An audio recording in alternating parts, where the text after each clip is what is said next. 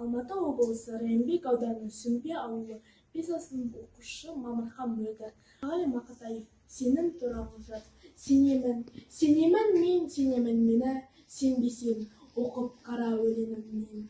Мына жер ана аспанның тереңінен сенделіп, сенімді іздеп келемін мен. Сенемін, мейлі аңсарым табылмасын, сенімім тек сертінен жаңылмасын.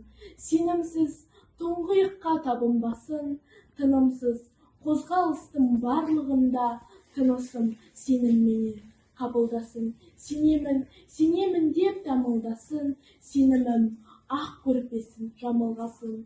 Сұрама, неге сенем, кімге сенем, мүмкін мен мына жарық күнге сенем. Жанамында бірге сөнем, күннен де өткен жарықты білмесем мен, бір минут өмір сүріп жүрмесем мен.